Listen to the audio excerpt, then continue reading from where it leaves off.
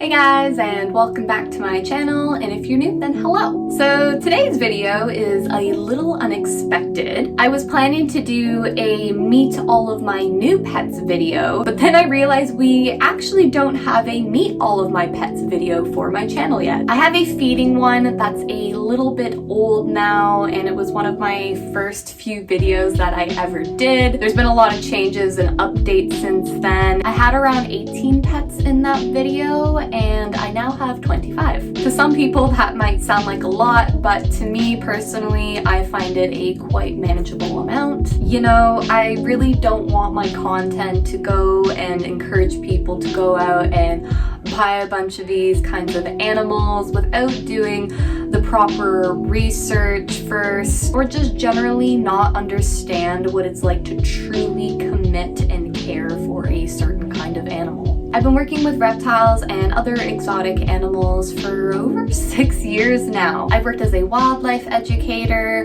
zookeeper, vet assistant, and as of last year, I recently started to work at a reptile store part-time. But these animals do mean a lot to me, and I care for every single one of them very deeply. So being able to have my own pet room and space to be able to work in and relax in is something I am very thankful for. It's definitely a place of comfort where I can spend my time with the animals and really appreciate them. I guess you'll get a pretty good look at my reptile room as we're going through each enclosure and meeting all the animals. So I guess it's kind of like a mini reptile room tour. It's a smallish room, so it's pretty easy to show you all of it in like one shot. A lot of my animals I will likely show you inside their enclosures, as I don't like to hold a lot of my pets, as many of them actually don't like it. A lot of the animals that I keep are more observational animals, and if they're suddenly or frequently held, it can stress them out, which in turn stresses me out. So we're gonna avoid all that and keep everybody comfortable. I took some of the footage on separate days to take advantage of some handling opportunities and maybe some interesting or active behavior. It's hard to get all the animals to all cooperate on the same day at the same time that I decide to dress up like a clown. But we make it all work out with the power of technology and editing. Okay, I know you all are just here to see the animals and not really here to listen to me blabber. So if you like this video, then be sure to give it a thumbs up, leave me a comment down below, and hit that subscribe button if you want to see updates on my pets and videos like this in the future. So we're gonna go and head on over to the pet room, where I will show you guys around a little bit and introduce you to everyone.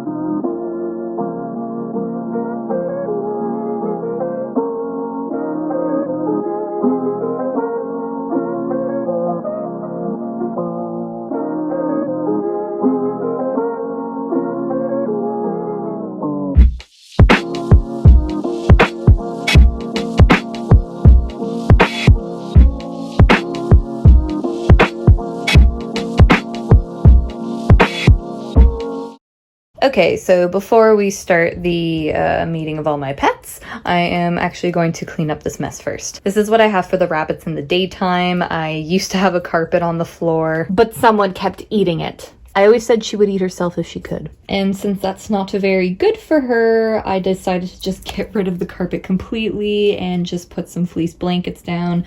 And then at the end of the day, I just fold them up and stuff. And put it onto a milk crate here that I use to sit on and also use as a step stool because I'm short. We love multi-purpose items. Since they're making so much noise, I guess we'll start with these guys. As I've said many times before, that besides reptiles, I really love rabbits. They're just so cute. How could you be sad looking at that? So this is my trio of rabbits, and this is the rabbit crib. This is just what it looks like right now. I like to decorate my rabbit's cage according to the holidays and seasons, but as of right now, I don't have anything special done. So we have Marceline, Bonnibel, and Simba.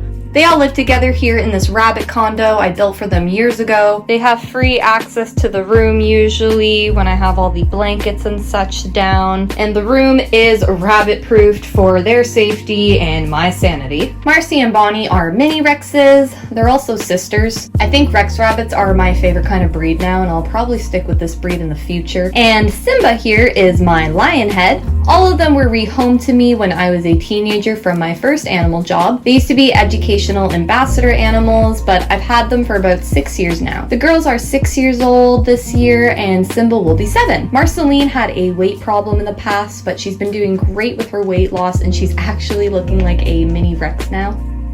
Bonnibel has been rather well, but I did have her eye flushed recently because she had a blocked tear duct, so if it looks a little watery in this video, that's why.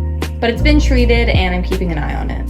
And then there's this one here. He's had a chronic upper respiratory issue for some years now, but after much time, patience, 4 veterinarians, and a CT scan, we finally were able to make a diagnosis for his condition and get him on the right medication, which cured him in only a few weeks.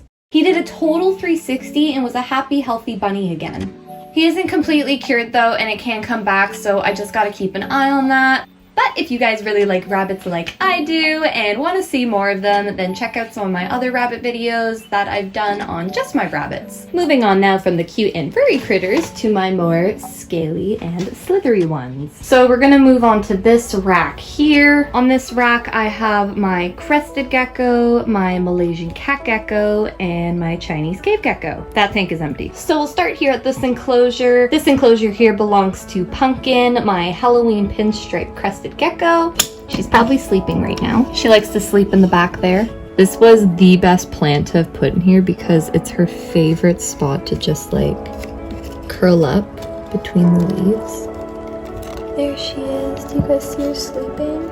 So I'm not going to disturb her, but I am going to throw in some footage of her when she is awake. There she is. It's like she knew it's nighttime and we're ready to come out. Hello. She's one of the reptiles that I've had the longest since I believe she was one of the first reptiles I bought at an expo. I'll throw in a quick baby pic of her. I got her in 2017, but embarrassingly thought she was a boy for many years. I guess as she was growing, I thought she might have been a boy, and then I guess never checked again. And just continued on for many years thinking that she was a he. And then just only some weeks ago, I was going through her enclosure and I found an infertile egg. I took a better look at her and I realized that yes, she was indeed female. I don't plan on breeding her or crested geckos in general, that's just me, but I would like to get her into a bigger enclosure and maybe get her a lady friend. I have always wanted another crested gecko. She does have a frog butt, as you might have noticed, but honestly, I have no idea what happened. My mother called me while I was away on a trip and told me she had come home from work herself and had just found the detached tail in her enclosure. I thought I'd be that person who would never lose their crested gecko's tail, and I was so determined not to, and she just decided to yeet it anyway. Alright, moving on. Next to my crested gecko is Salem, my Malaysian cat gecko. This is one of my pets I did my first care video on. Let's go take a better look at his enclosure. Now this one I'm definitely not going to handle or really take out because they're pretty delicate and fragile and I don't want to stress him out, but I do have some footage of him to show y'all when he is out and active. He is another one of my rehomes and I got him from Kijiji. He came with the bioactive vivarium too, which was awesome. I've added in my own plants since then and I really love how nicely it's growing in. I fell in love with the cat geckos because of how unique they are. I love that they sleep with their tail curled around them and that they just look very alien-like. I have pondered on maybe getting him a lady friend, but as of right now, I have no plans to make those arrangements. He can continue to live the bachelor life for now. Below my cat gecko, we have my Chinese cave gecko. We got a lot of geckos. These guys are one of my favorite gecko species as of right now, and I'll show you why. This is Obsidian, my Chinese cave gecko. These geckos have such bold and striking colors and markings. And those demonic red eyes, they're just wicked cool. I only have the one male in here right now, but these guys I really do want to try breeding in the future and possibly add 2 females to this enclosure. Which is why this enclosure is so big for just him. I'm super happy with how this enclosure turned out. It was my first time using grout and it turned out exactly how I wanted it to, so I'll probably try that again in the future. Hey, doing? Alright, so now we're gonna move on along to all the enclosures along this long wall here. And here's the first snakes that we're gonna introduce. These are arguably one of the prettiest snakes, reptiles, animals that I have in this room. And they are my Vietnamese Blue Beauty rat snakes. I have my female and male in here, and their names are Sapphire and Simon. I just did an update video on these guys and their new vivarium, so I don't want to repeat myself too much. They seem to like all the new room, and it seems to be growing in quite lovely. Long story short, for anybody that's new, these guys are also a rehome from someone I found on Kijiji, but I found out later that we had some mutual friends and such, so they ended up giving me both the snakes instead of one. I still can't believe it myself, but I do take great pleasure in looking at them every day, which is nice that they are a diurnal species, meaning they're more awake and active during the day. And you're gonna see as we go along that a lot of my reptiles are nocturnal and like to hide. So it's kind of nice that I can really appreciate them when they come out to bask. The plan for these guys next is I'm hoping by the end of the year to convert a large cabinet into an enclosure for them for when they are subadult. It wouldn't be their final adult enclosure, but definitely a bit of a fun project that I'll get to work on this summer. Let's see how my female's feeling today. So you can see she does kind of just let me pick her up, but she is sort of stuck under the wood here. Here she is. I almost never need to use the gloves with her, but I do always just in case, because it's no fun getting bit. And they are getting a bit bigger, so their bites are becoming more and more unpleasant.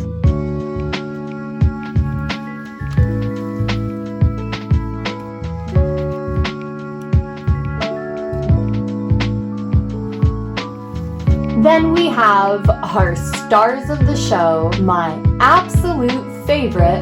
I introduce to you the emerald tree skinks. These guys are the main feature in my animal room, and they do have one of the largest enclosures in here. I have a colony of 5 right now, but I'm trying to add a 6th one. I did get a 5th skink from the store that I work at, and I was able to add her to the colony, but hoping to still add a 6th one at some point.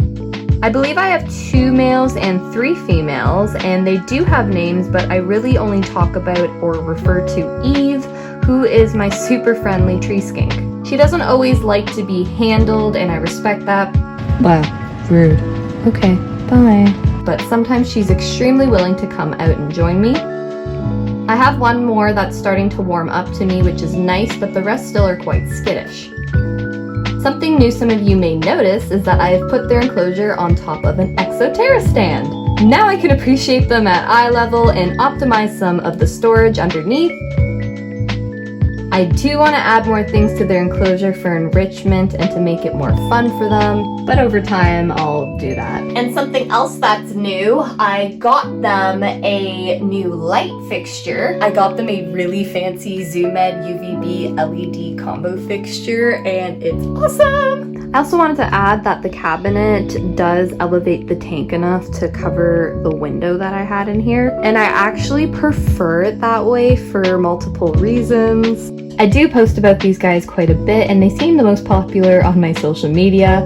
This lizard species is increasing in popularity within the hobby, and I can see why. They're a very friendly, intelligent, and unique species of skink, but they're like no other reptile I've worked with before. No signs of eggs yet, but some plump bellies I am seeing.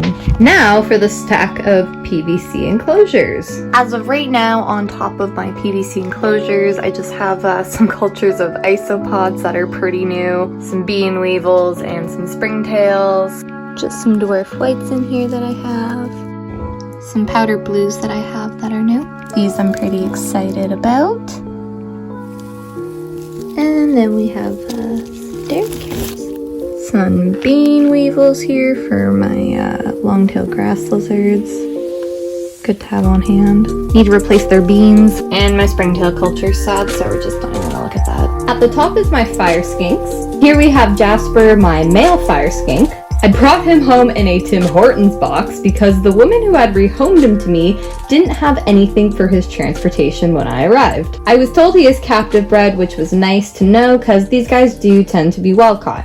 His colors are so gorgeous and fiery red though, and he's grown to such a beautiful, healthy fire skink. He has such a good appetite as well, almost too good. He's very food responsive and bitey. He just waits at his door every day for food, just staring you down. He bit my mother's finger once on accident when she went to go pat him, and he's gotten me a few times too, but he doesn't mean to. He's just ridiculous and thinks everything that moves is food. My female fire skink would usually be beside him, but I have her separated right now. She's actually over here on my desk, being quarantined here in this bin.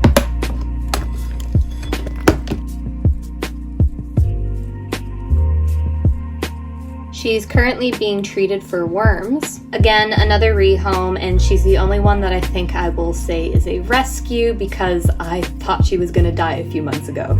She was actually a birthday gift to me from someone that was a friend of mine who had found somebody else that was looking to rehome her. It wasn't a surprise gift, as I did see the advertisement. When she came to me, she wasn't in horrible condition, but slightly rough. She had stuck shed on her toes, and her front toes were also mostly missing. She had what I assumed were old bird marks on her tail, and she was also a little thin. I got her before I did my mail, so I had a chance to kind of get her back into shape before my mail came along. And then I used to have my mail and her together in the very beginning to see how they did, but separated her because I noticed that she wasn't doing well with my mail and she started to lose weight again. I thought it was just from her not getting along with my mail and from him possibly being a little bit too dominating, so I separated them and put a divider down the middle of the enclosure. But noticed that even after they were separated, she still wasn't doing well. Then she started to lose her appetite and wouldn't eat much at all and became very lethargic. So I brought her to the vet, who found she had some pretty nasty stomach worms. Ones that apparently they don't see too often. The person I got her from said she was captive bred, but as I mentioned before, these guys are commonly wild caught, and that can unfortunately come with some problems like parasites and disease. So I don't even know if the original owner knew that they could have likely been wild caught. So we started her on some treatment and she did a complete 360. She's even better than when I got her. You should have seen how she was before compared to how she is now. She's still separated because we're checking to see if she still needs more medication, but for now she's on the amazing road to recovery and I have a lot of faith in her. She's pretty used to handling since I have had to do a lot of work on her. Still a little skittish and doesn't entirely like it, so I don't do it to her often. But she's pretty good. Wanna go back? You go. I know a care video has been requested for these guys, and I'm hoping on having one of those out next month. So if you want to learn more about these awesome skinks, then stay tuned. And in the PVCs below, we have more snakes. In this enclosure here, we have October, my Halloween morph Pueblan milk snake. She was one of my first snakes. I remember I got her at a reptile expo when she was just a baby shoelace. This snake is my aesthetic. She was just too pretty. I think these guys can make great beginner snakes, especially if you want something that's very vibrant and bold in color and pattern, but she does spend most of her time burrowed, and I rarely see her. But she is nocturnal, so at night she'll come out. She is a bit skittish, but they aren't big biters usually, and she's never tried to bite me. She's pretty good for handling and showing to people. Great eater as well. Colubrids tend to have a faster metabolism, so if my blue beauty snakes are being picky with their meals, I'll just give the extra mouse to her now. She's a good trash can that way. Then next to her in this enclosure, we have Boo, my butter firefly ball python.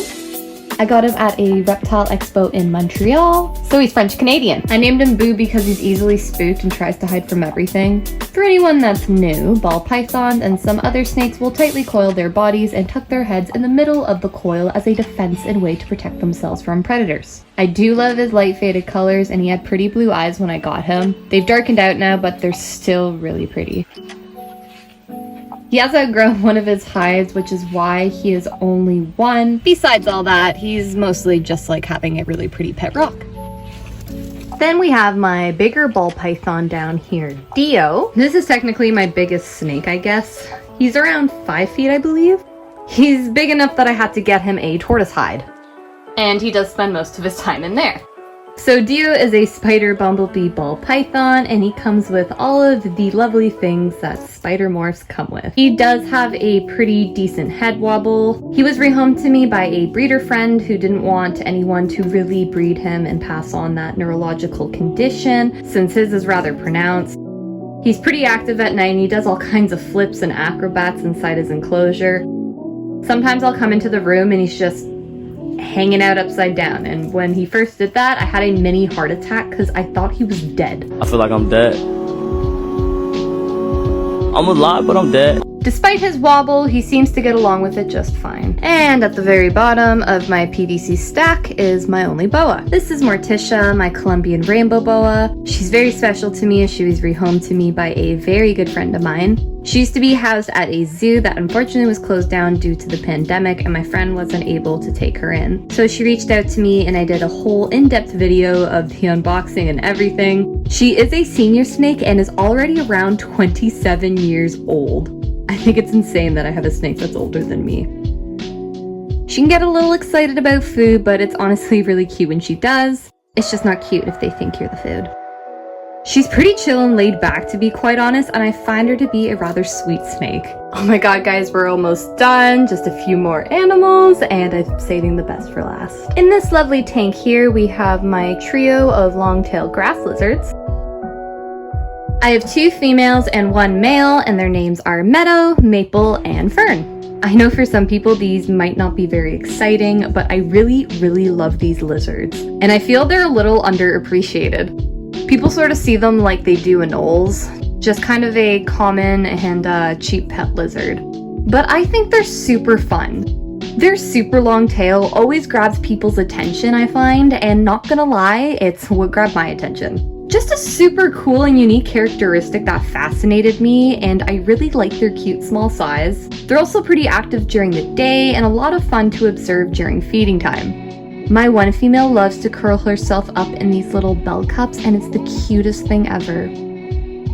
Some years ago, I did own one of these lizards, and it passed away within a few weeks, and I was extremely upset by it. Unfortunately, it seems it didn't come to me in the best health. I always wanted to own them again, and we got some in at where I work that looked rather healthy, so I scooped myself up this little trio, and it seems like they're doing rather well.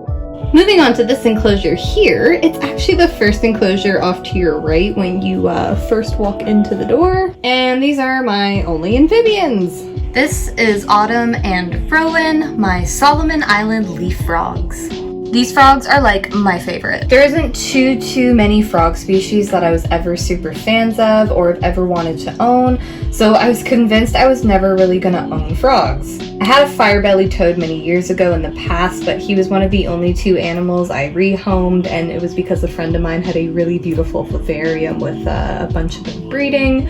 So I felt he would be more happier and appreciated by her. But anyways, over time, I've noticed that I have a slight preference for animals that have a more elegant look to them. And frogs in general, I find just don't appear very elegant to me, especially with a lot of the commonly kept species. I don't know why I'm a little weird that way, but then I set eyes on these frogs, and it was like love at first sight. These frogs were new at my work, and after my shift, I just couldn't stop thinking about them or get them out of my head. So I did a bunch of research on them, which just added more fuel to the fire. I think I bought them not even like a day or 2 later. Oh my god. Oh my god. Guys, look at this frog. Wow. I was going to take just the red one, but found out they were a mating pair, so took them both. You guys will find it is a common theme that I like the color red. But these frogs that I just find very charming and unique looking. They aren't staying in this enclosure, but they do have a larger one that I'm going to be doing a custom background on and making into a bioactive vivarium. It'll be a lot bigger and spacious for them, which will be great. And I'll be starting on that project pretty soon. At nighttime, they do like to make some noise. They are nocturnal and will do their little froggy barks and calls at night to one another. But this species of frog has a unique sound that will make your guests and neighbors wonder if you own a chihuahua.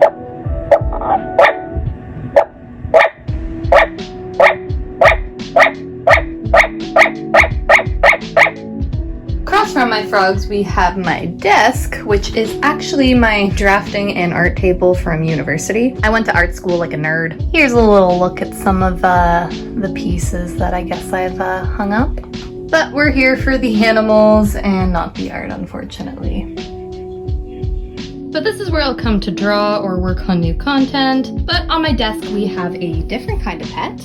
This is my desk pet, Floyd. I believe he's just a garden snail. I don't randomly just have a pet garden snail. There's a ridiculous story to this. Around the beginning of the winter, my mother had found a snail that was a little hitchhiker on my rabbit's lettuce. We couldn't put him outside in the cold, so we decided we would keep him until we could find out where he's from and if we could release him in the spring. But then he went missing. Floyd had somehow escaped a small bug kit I had him in temporarily, and I still have no clue how he escaped. But 3 months later, we found him. Okay, so I was out and about, and you know, my skink, she kind of just will go around my room and explore. So she's exploring behind the rabbit cage, respectively. But I found the snail that I lost. I don't think you understand, guys. This snail, it just disappeared from its enclosure, and I have no clue. And I just found it again.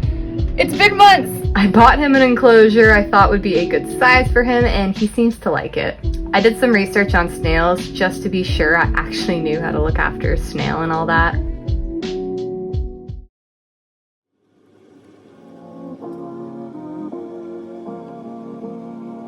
This animal I literally just got last Friday, so I've only had him for like not even a week and a half now. I am extremely excited to share with you guys this extremely special snake and morph. It's tiny. Oh my god, Mom! Look at it! Where is it? It's where is it? Oh my god! I don't even I can see my cat. Oh my god. So tiny. Oh, I was expecting it to be tiny. I didn't think it was gonna be this tiny. Oh my goodness. Let me see if I can get a shot of him. Oh, he's so pretty. Guys, let me introduce to you Bubba-Kidney, my new blue-eyed African house snake. He's so small, I had to put him in a large travel container because the other bin I had him set up was just too big. I haven't touched or held him at all because he's still settling in and he's so freaking tiny, I'd just rather not at the moment. Now, story behind this guy. Last year, there was a black African house snake that we had in the store where I work, and I've become rather interested in them, especially because I liked that they were a smaller species of snake. I did some research on them and found out all about the subspecies and morphs that some people were working with. Eventually, I found out about the blue-eyed house snake, which is a mutation of the brown house snake, Boeing capensis.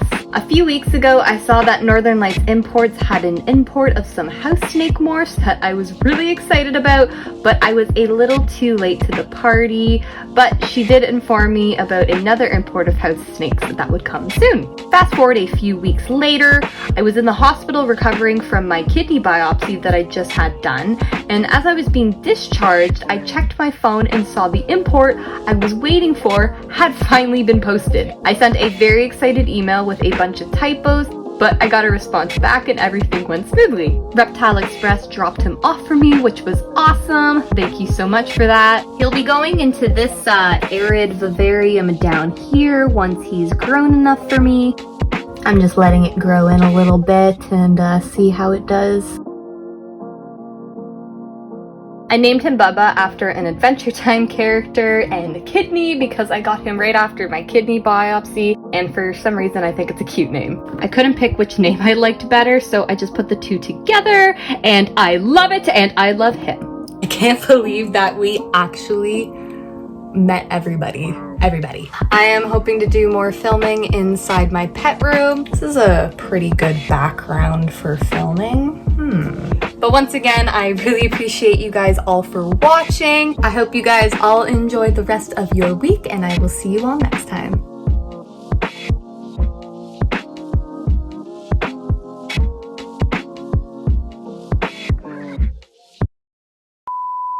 Again, I really appreciate you guys all for watching and coming to visit my little funny farm. I hope